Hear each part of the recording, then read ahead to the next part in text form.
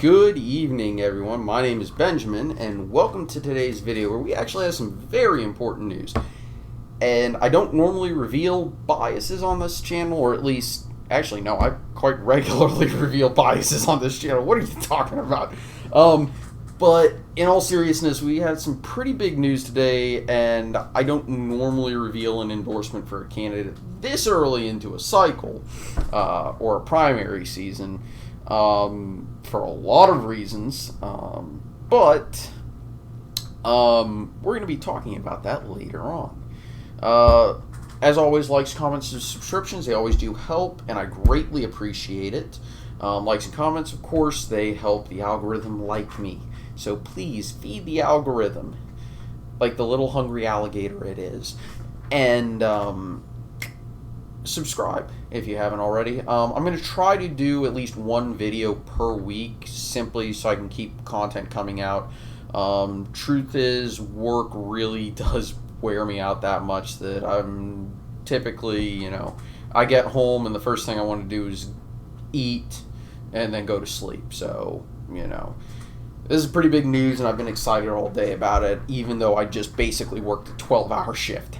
Anyway, so I don't normally reveal I don't normally talk about college football at all on this channel, and there's a damn good reason for that. I live in the South, and in the South, college football is a religion.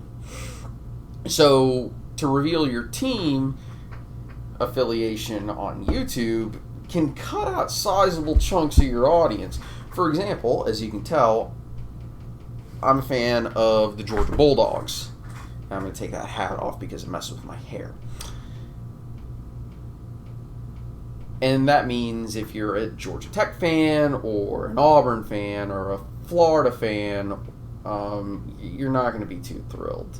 Truth is, even Tennessee, South Carolina fans, Kentucky fans, Alabama fans, yeah, they're also not going to be thrilled as well. But, basically half of the South.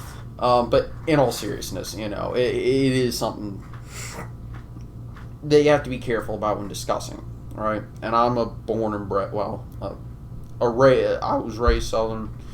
Trust me, I understand how serious college football is down here. So when we got the news early today that Herschel Walker had declared, sick 'em, woof, woof, I was very excited, and I do endorse him, okay? And he declared for the U.S. Senate race down in Georgia to take on Senator Raphael Warnock. And let me put it this way. His announcement speech was really clean, it was well done, and it highlighted his main points and his story, his campaign story, how he wants to project his image. And it's a very similar story to what Tim Scott has, which is, Tim Scott has the cotton to Congress. And, of course, if you looked at Twitter, anybody who didn't politically agree with him decided to all but call him every racial slur you could imagine. I imagine very similar things to happen regarding Herschel Walker, even though Herschel Walker is the last person you want to criticize.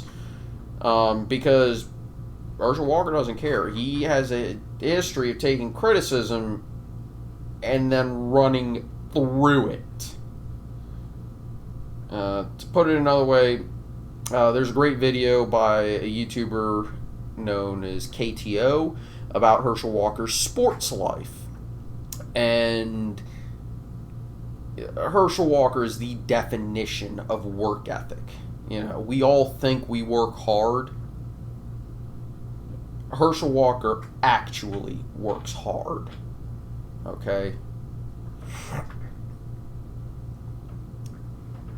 And yes, he has in the past been very open about some mental health issues that he's had, which could actually, given the timing, the time frame of one story that's surfaced in previous months, as well as the time frame that that story actually took place in, it actually kind of makes sense that maybe his mental health issues kind of got the better of him in that moment.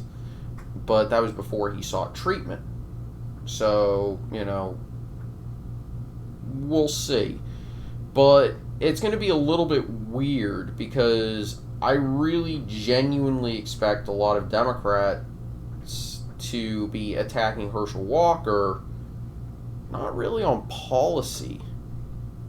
Kind of what they're doing with Larry Elder, where the LA Times, and we'll talk about California's gubernatorial race shortly, where the LA Times ran an article that said that Larry Elder was the black face of white supremacy, which is about the stupidest headline ever, and the article was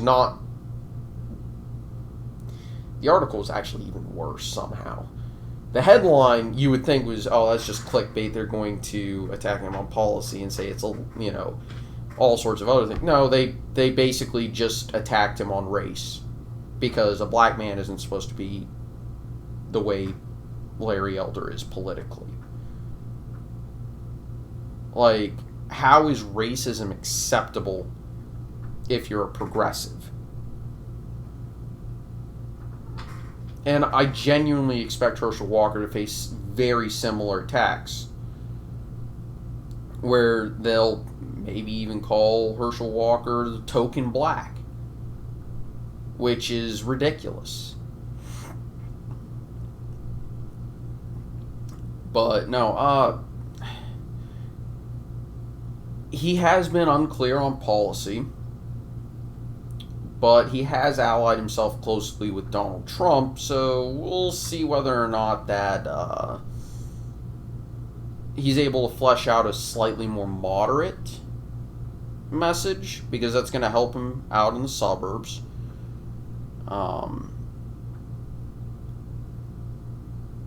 But Herschel Walker is absolutely the type of person who can drive rural Georgia turnout.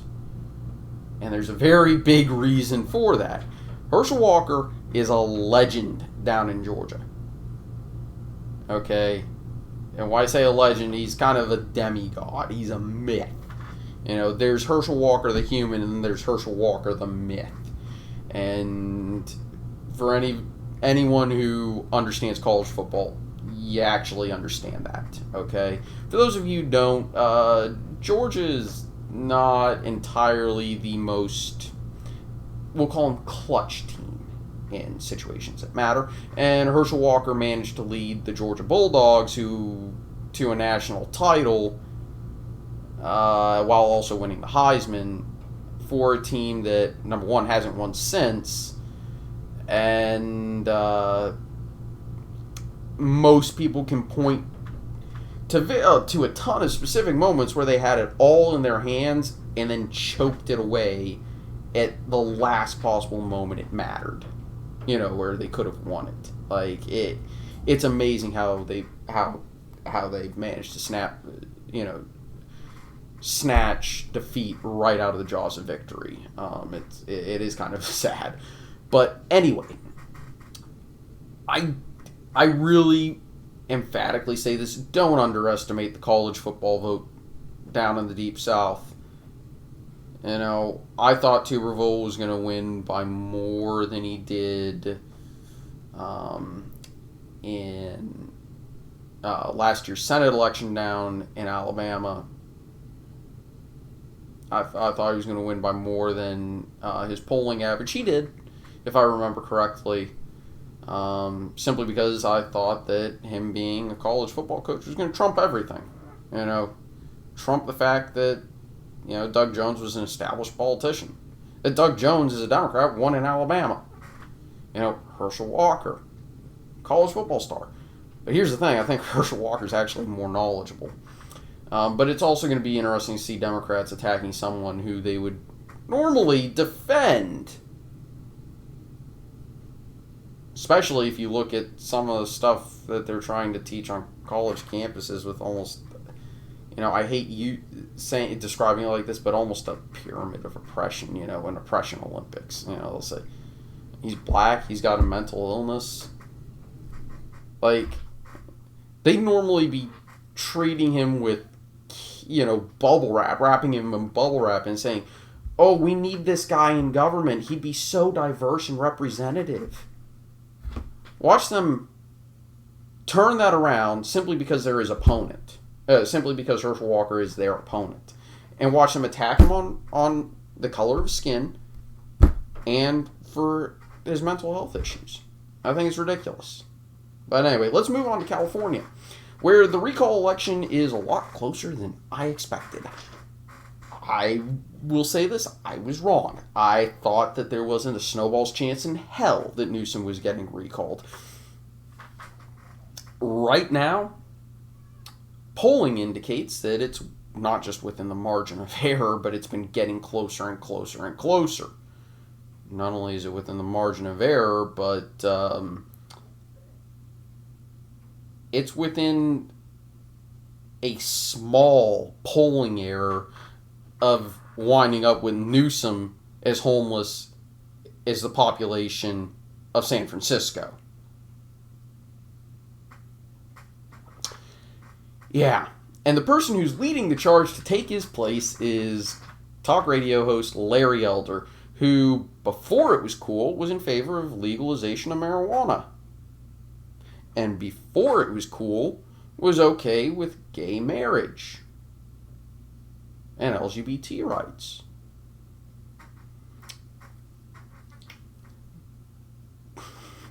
Interesting. But who also is vehemently anti-tax, vehemently anti-gun control, and is not big on mask or vaccine mandates.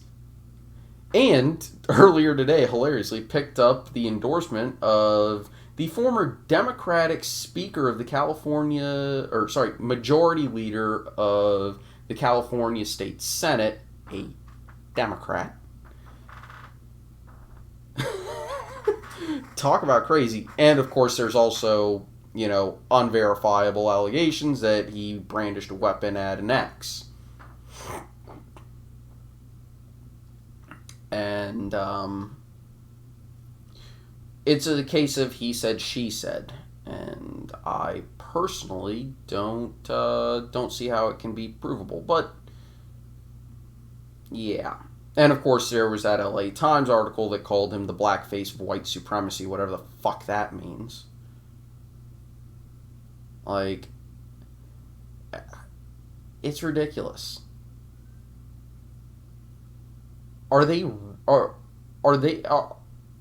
LA Times or Democrats really that scared of Larry Elder that they're going to resort to attacking a political candidate solely based off of their skin color? Are they really that scared? Because that's the only explanation I can think of for the LA Times saying, yes, we're going to run an article with this headline and content that is even less justifiable. Like, oh my god, it's ridiculous, to be honest with you. But that's it for today. I may be recording very late next week, simply because I'm going to be going up to Pennsylvania over the weekend, and just wanted to be clear about that, and I'm going to use it as time to, it's not a vacation, but I'm also going to do some research while I'm on the road, and in the areas around where I'm going to be. All right, I'm going to be, also shout out to Stellar Spark, my fellow election forecaster from Pennsylvania. I'm not going to be on your part of the state, though, buddy.